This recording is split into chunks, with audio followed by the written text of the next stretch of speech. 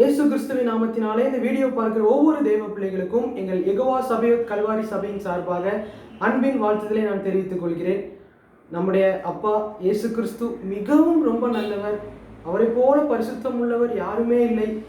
நம்மேல் ஒரு அன்பை வைத்துக்கொண்டு இந்த உலகத்தில் மனித ரூபம் எடுத்து பல பாடுகளை சகித்து கொண்டு சிலுவையில் வச்சு சிறந்தார்.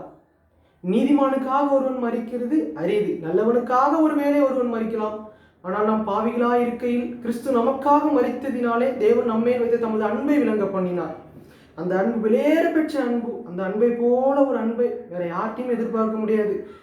அப்படிப்பட்ட ஒரு அன்பு நம்மையில் வைத்து நமக்காக மரித்தார். அவரால் தெரிந்து கொள்ளப்பட்டு, அவரால் முன்குறிக்கப்பட்டு, ரட்சிக்கப்பட்டு, மூழ்கி ஞானஸ்தானம் எடுத்து சபைக்கு செல்கிற நாமும் அவரை போல பரிசுத்தமுள்ள ஒரு வாழ்க்கை வாழ வேண்டும். இந்த பரிசுத்தமுள்ள வாழ்க்கை என்னன்னு பார்த்தீங்கன்னா அவரை போல வாழ்வது தான்.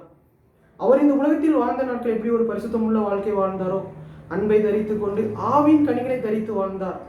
அன்பு, சந்தோஷம், சமாதானம், நீடிய பொறுமை, தயவு, நற்குணம், விசுவாசம், சாந்தம், இச்சையடக்கம், இப்படிப்பட்ட அன்பை அவர் தரித்து கொண்டு இதையும் தாண்டி ஒரு பொறுமை உள்ளவராக, ஒரு தாழ்மை உள்ளவராக, அனைவரையும் சரிசமமாக பொறுமையோடு எல்லாரிடமும் அன்பு கூர்ந்தார். அப்படிப்பட்ட ஒரு தேவனை நாம் ஆராதிக்கிறோம். நாமும் இந்த உலகத்தில் வாழ்கிற நாட்கள் அவரை போல நாமும் வாழ வேண்டும். அவரை தரித்து வாழ வேண்டும். அவர் எந்த வழியால் நடந்தாலும் நாமும் அதே போல வாழ வேண்டும். அப்படிப்பட்ட கேரக்டர்ஸ்ல நிறைய இம்பார்ட்டன்ட். அவரை போல ஆவின் கனியை தரித்து வாழணும். அப்படிப்பட்ட முக்கியமான ஒரு கேரக்டர்ல ஒன்று அன்பு. இந்த அன்பு என்ன நீங்க பாத்தீங்கன்னா வெறும் அன்பு மாத்திரம் அல்ல. அப்போஸ்தலனாகிய பவுல் பிலிப்பியர் 2ஆம் அதிகாரம் 3, 4, 5 வசனத்துல ஒன்றையும் வாதினாலாவது வீண் பெருமையினாலாவது செய்யாமல் மனத்தாழ்மையினாலே ஒருவரை ஒருவர் தங்களிலும் மேன்மையானவர்களாக எண்ண கடவீர்கள். அவன் தனக்கானவைகளை அல்ல பிறனுக்கானவைகளை நோக்குவானாக. கிறிஸ்து இயேசுவில் இருக்கும் சிந்தையே உங்களிலும் இருக்க கடவுது. இந்த கிறிஸ்து இயேசுவில் இருக்கும் சிந்தைனா அதுதான். அவரை போல நாம் வாழ வேண்டும். அதுதான் அவர் அவ்வளவு தெளிவா சொல்றாரு. அந்த சிந்தை தான் உங்களுக்குள்ள இருக்க கிடையாது. என்ன சிந்தை?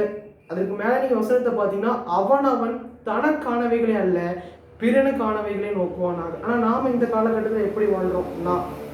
நான் மட்டும் நல்லா இருந்தா போதும், என் குடும்பம் நல்லா இருந்தா போதும், என்ன சுற்றி உள்ளவங்க நல்லா இருந்தா, என்ன சுற்றி உள்ளவங்களாம் தேவையில்லை, நான் மட்டும் நல்லா இருந்தா போதும், என் குடும்பம் சிறந்து விளங்கினா போதும், என்னோட பையனுக்காக என்னென்னாலும் செய்யணும், அவன் எப்படி இருந்தா போதும். அப்படிப்பட்ட ஒரு பாகுபாடான காலகட்டத்தில் வாழ்றோம். ஆனால் ஏசப்பா அதை விரும்பலை.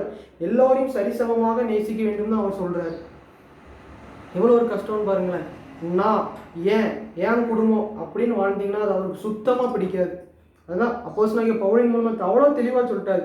தனக்கானவைகளே அல்ல பிறனுக்கானவைகளே நோக்குவானாங்க. அவர் அப்படி தானங்க வாழ்ந்தாரு. அவர் இந்த உலகத்தில் வாழ்ந்தா சுயநலமாக வாழ்ந்துருக்கலாம். ஆனால் அவர் அப்படி பண்ணாரா? மனித ரூபம் எடுத்து நமக்காக பல பாடுகளை தியாகத்தை சுமந்து கொண்டு சிலுவையில் அடிக்கப்பட்டு நொறுக்கப்பட்டு கடைசியில் வச்சு சிறந்தார். அப்படிப்பட்ட ஒரு தேவனை ஆராதிக்கிற நாமும் எப்படி வாழ வேண்டும்? இது மாத்திரமல்ல, இதுக்கு முன்னாடி அவர் அழகா அவ்வளவு தெளிவா யோவான்ல அவர் சீஷர் இடத்துல அவ்வளவு சொல்லிட்டாரு. யோவான் 13ஆம் அதிகாரம் 34, 35ஆம் அதிகாரத்தை நீங்க பாத்தீங்கன்னா, நீங்கள் ஒருவரில் ஒருவர் அன்பா இருங்கள், நான் உங்களில் அன்பா இருந்தது போல நீங்களும் ஒருவரில் ஒருவர் அன்பா இருங்கள் என்கிற புதிதான கட்டளை உங்களுக்கு கொடுக்கிறேன். நான் ஒருவரில் ஒரு அன்பா இருந்தது போல அதே போல நீங்களும் ஒருவரில் ஒரு அன்பா இருக்க வேண்டும்.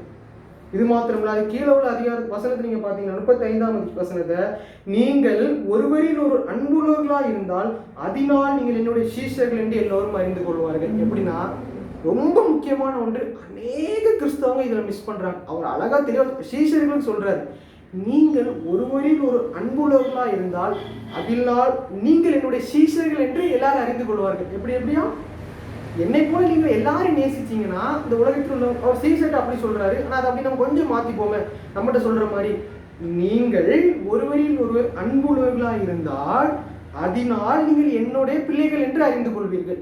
பார்ப்போமே, அதுல சீசர்னு இருக்கு, கொஞ்சம் எடுத்துக்கோங்களேன். எப்படின்னு பார்த்தீங்கன்னா, அதனால் நாமும் அதே போல ஒருவரில் ஒரு அன்பு உள்ளவர்களா இருந்தால் நம்ம எப்படி மற்றவங்க பார்த்தோன்னே தெரியுங்க இவன் கிறிஸ்துவின் மகன், இவன் ஏசப்பா பிள்ளை அப்படின்னு பார்த்தோன்னே நம்ம அறிந்து கொள்ளணும். அதுக்கு என்ன குணம் நமக்கு தேவை?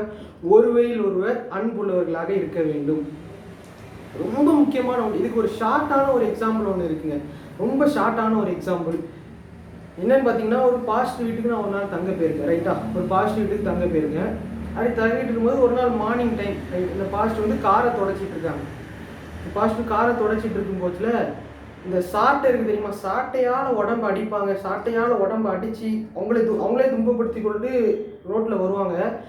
அவங்க அப்படிப்பட்ட ஒரு நபர் வந்திருக்காங்க. வந்து ரொம்ப அவங்களுக்கு பசி போல், பாஸ்டர் ஏதாச்சும் அவங்க பாஸ்டரான்னு தெரில, அவங்க எப்படி கூப்பிட்டாங்க, அண்ணன் அப்படி தான் கூப்பிட்டாங்க. ஏதாச்சும் சாப்பாடு இருக்கா, ஏதாவது அதான் இருந்தால் தாங்க. அவங்க மூஞ்சியை நமக்கு பார்த்தாலே தெரியும் அவங்க ஒரு பசியோடு வேதனையோடு அந்த இது பண்ணுறவங்க வந்து கேட்குறாங்க. நானும் பார்த்துட்டே நான் உள்ளே அப்படி பார்த்துட்டே கவனிச்சுட்டே இருக்கேன். இந்த பாஸ்டர் அவர் மூஞ்சை பார்த்தா நமக்கு தெரியும் அவ்வளோ பசியோடு இருக்கார். ஒரு 1/2 மணி நேரம் ஏசப்பாவை பற்றி பேசியிருப்பாங்க. எவ்வளோ நேரம்? ஒரு 1/2 மணி நேரம் சுவிசேஷத்தை அறிவிக்கார். அவருக்கு கடைசியில் போகும்போது ஒரு 10 ரூபாவை கொடுத்து அனுப்புகிறார். எவ்வளோ? ஒரு 10 ரூபாவை கொடுத்து அனுப்புகிறார். அவ்வளோ அழகாக அவர் சொல்லிட்டார்.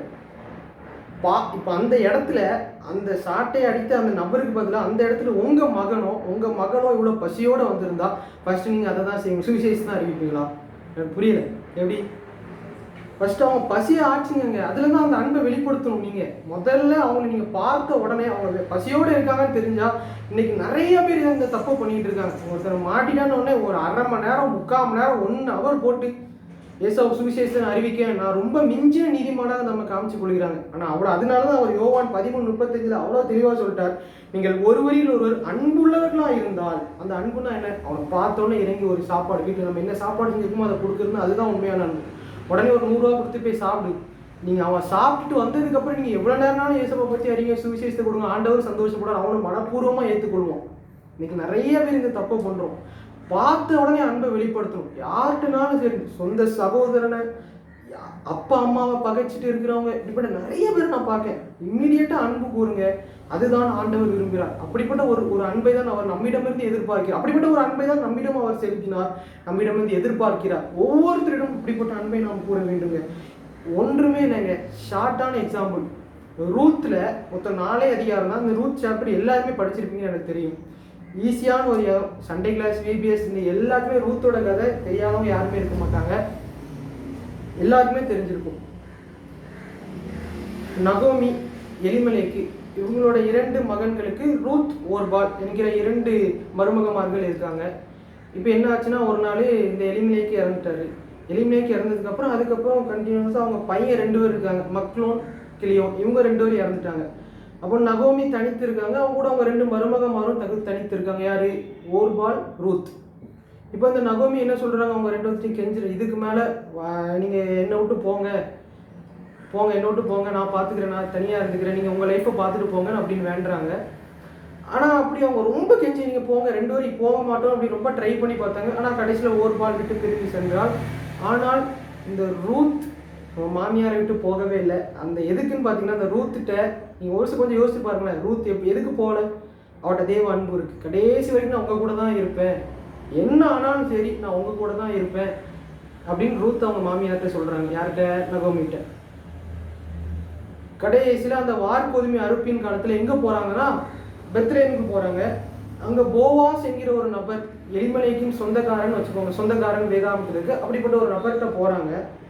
அங்கே போய் அவனோட வயலில் அந்த வார்கோதுமை அறுப்பின் போது சிந்தின இதை பொறுக்கிறாங்க.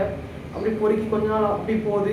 அவன் கண்களில் தயவு கிடைக்கி அவன் அந்த ரூத் 2:11-12 நீங்கள் வாசிங்கன்னா, அதற்கு போவாஸ் பிரதியுத்தரமாக, உன் புருஷன் மரணமடைந்த பின்பு நீ உன் மாமியாருக்காக செய்ததும், உன் தகப்பனையும் உன் தாயையும் உன் ஜென்ம தேசத்தையும் விட்டு முன்னே அறியாத ஜனங்களுக்கு வந்து எல்லாம் எனக்கு விவரமாய் தெரிவிக்கப்பட்டது. அவன் அந்த தியாகம் இவனுக்கு விவரமாய் தெரிவிக்கப்பட்டது. அவன் செய்த தியாகம் இவனுக்கு தெரிவிக்கப்பட்டது. அவன் அதை அவ்வளோ சொல்கிறான். யார்கிட்ட? ரூத்கிட்ட சொல்கிறான். அதுக்கு அடுத்த வருஷம் 12ஆம் வசனத்தை நீங்கள் பார்த்தீங்கன்னா, உன் செய்கைக்கு தக்க பலனை கர்த்தர் உனக்கு கட்டளையிடுவாராக, இஸ்ரவேலின் தேவனாகிய கர்த்தரின் செட்டைகளின் கீழ் அடைக்கலமாய் வந்த உனக்கு அவராலே நிறைவான பலன் கிடைப்பதாக. கர்த்தருடைய செட்டையின் கீழ் அடைக்கலமாய் வந்த உனக்கு அவராலே நிறைவான பலன் கிடைப்பதாக. எவ்வளோ அருமையான! நீ அந்த தியாகத்தோட அன்பு நீ விட்டு அவரை போல நீ நினைச்சா நீ போயிருக்கலாம். நீ உங்கள் மாமியாரை நீ உண்மையாக நேசிச்ச, அதனால அவளோட டிராவல் பண்ணி கடைசி வரைக்கும் அவங்க கூட தான் இருப்பேன் நீ சொன்ன. அதனால இஸ்ரவேலின் தேவனாகிய கர்த்தருடைய செட்டையின் கீழ் அடைக்கலமாய் வந்த உனக்கு அவரால் நிறைவான பலன் கிடைப்பதாக என்ற ஒரு வசனம் இருக்குது. கடைசி நீங்கள் 4ஆம் அதிகாரத்தில் பார்த்தீங்கன்னா, போவாஸ் கண்கள் அவனுக்கு தயவு கிடைக்கி, போவாஸ் ரூத் 2 பேருக்கும் திருமணம் நடக்கு. 2 பேரும் ஒரு குழந்தை பெற்றாங்க. கோபேத் என்று பெயரிட்டாயாக. ரூத் 4ஆம் அதிகாரத்தில் இருக்கு. ரம்யான ஏசப்பா எவ்வளோ அருமையாக ரூத் ஆசீர்வதிச்சாங்கன்னா அந்த ஆசீர்வதித்ததுக்கான காரணம் அவளுடைய அன்பு தான். அவன் நினைச்ச அந்த பேருக்கலாம், எங்கனாலும் ஓர்பால் கூட பேருக்கலாம், ஆனால் கடைசி வரை நான் உங்களை விட்டு நான் போக மாட்டேன்னு ஒரு உண்மையான அன்பை கூர்ந்த யார் மேலே? அவங்களோட மாமியார் மேலே. இன்னைக்கு நம்ம அநேகர் சொந்த அப்பா அம்மாவை பகைக்கிறோம், அண்ணனை பகைக்கிறோம், தம்பிகளை பகைக்கிறோம், நண்பர்களை பகைக்கிறோம். எங்க பார்த்தாலும் பகை பகை பகை பகை. அதை விரும்பலங்க. உன்னிடத்தில் நீ அன்பு கூறுவது போல பிறனிடத்திலும் அன்பு கூறுவாயாக. அதை தான் அவர் சொல்கிறார். அவர் எவ்வளவு வேதனைப்படுவார்னு பாருங்களேன். அவரை போல ஒரு அன்புள்ளவர்களாக தான் நாமும் வாழ வேண்டும். அதை தான் அவர் விரும்புகிறார். Let the love of Jesus Christ be revealed through our daily lives. அவரோட அன்பை நாம் அனுதின வாழ்க்கையில் ஒவ்வொரு ஆத்மாவுக்கும் நாம் வெளிப்படுத்தி கொண்டே இருக்கணுங்க. அதை தான் அவர் விரும்புகிறார். அவரை போல வாழ வேண்டும், அவரை தரித்து, அவரை சேவித்து, அவரை பின்பற்றி, அவரை முன்மாதிரியாக கொண்டு ஒரு சாட்சியுள்ள வாழ்க்கை நாம் வாழ வேண்டும். அதை தான் இயேசு கிறிஸ்து விரும்புகிறார். சுயநலம் இல்லாத ஒரு இருதயம் உள்ளவர்களாக, அவரை போல ஒரு அன்பு உள்ளவர்களாக கடைசி வரை நீங்கள் வாழ்ந்தீங்கனால் அவருடைய செட்டைகளின் கீழ் அடைக்கலமாய் வந்த உங்களுக்கு அவராலே நிறைவான பலன் கிடைப்பதாக. ஆமென். ஜெபம். எங்கள் அன்பும் இரக்கமும் நிறைந்த நல்ல தகப்பனே, இந்த வார்த்தை நீங்கள் கேட்க உதவி செய்த உங்களுடைய தயவுக்காக ஸ்தோத்திரம் அப்பா, ஸ்தோத்திரம் அப்பா. இந்த உலகத்துல அன்பு தனிந்த ஒரு காலத்துல நாங்கள் வாழ்ந்து கொண்டிருக்கிறோம்ப்பா. நீர் இந்த உலகத்தில் வாழ்ந்த நாட்கள் எப்படி ஒரு அன்புள்ளவர்களாக நீர் வாழ்ந்தீர். ஆனால் உண்மை அறிந்து கொண்டு உம்மால் முன்குறிக்கப்பட்ட நாங்கள் ஒரு அன்புள்ளவர்களாக நாங்கள் வாழ வேண்டுமப்பா. உண்மை தரித்து, உண்மை சேவித்து, உண்மை பின்பற்றி ஒரு சாட்சியுள்ள வாழ்க்கை வாழ வேண்டும்ப்பா. அநேகர் அதை கண்டு வியக்கத்தக்கதாக அப்படிப்பட்ட ஒரு வாழ்க்கை தான் நீர் எங்களிடமிருந்து எதிர்பார்க்கிறோம். ஆனால் இந்த காலத்தில் ஒரு சுயநலமான ஒரு அன்பு பெருகி கொண்டிருக்கிறது. அது வேண்டாம்ப்பா. நாங்கள் இன்னைக்கே நாங்கள் ஒப்புரவாகிறோம். உண்மை போல ஒரு அன்புள்ளவர்களாக நாங்கள் வாழ நீர் எங்களுக்கு அனுகிரகம் செய்யும்படியாக நான் ஜெபிக்கிறோம்ப்பா. கிருபை எங்க மேல இறங்கட்டும்ப்பா. அன்பை தாங்கப்பா. அன்புள்ளவர்களாக மாற நீங்கள் கட்சி தாங்கப்பா. எங்களுக்குள்ள வாங்க. நீங்க பெருகணும், நாங்கள் சிறுகணும். உண்மை வானபரியந்தம் உயர்த்துகிறோம், எங்களை தரைபரியந்தம் தாழ்த்துகிறோம். எங்களை மேன்மை பாராட்டிக் கொள்ளவும் உயர்த்தி கொள்ளவும் உங்களுடைய கிருபை தவிர, நீங்க மேல வைத்த அன்பை தவிர வேற ஒன்றுமே இல்லப்பா. ஒண்ணுதான்ப்பா எங்களை நிலைநிறுத்தி இருக்கு. அதற்காக உங்களுக்கு கோடான கோடி நன்றிப்பா. அந்த அன்புக்காக, அந்த கிருபைக்காக பொறுப்பெடுத்து நடத்துங்க. இயேசு கிறிஸ்துவின் மூலம் வேண்டிக் கொள்கிறோம் எங்கள் ஜீவனும் நல்ல பிதாவே. ஆமென். என் ஆத்துமாவே கர்த்தரை சோத்திரி, என் முழுமையோட பரிசுத்த நாமத்தை சோத்திரி. என் ஆத்துமாவே கர்த்தரை சோத்திரி, கர்த்தர் செய்த சகல உபகாரங்களை மறவாதே. ஆமென். அவர் அக்கிரமங்கள் ஆட்சி அடித்து நோய்கள் நம் குணமாக்கியும் பிராணனை அழிவுக்கு விலக்கி மீட்டு கிருபையினால் வேட்கைகளால் முடிசூட்டி நன்மையினாலும் வாயை திருப்தியாக்குகிறார். கலைக்கு சமானமாயும் வயது திரும்ப வாழ வயது போல் ஆகிறது. ஆமென்.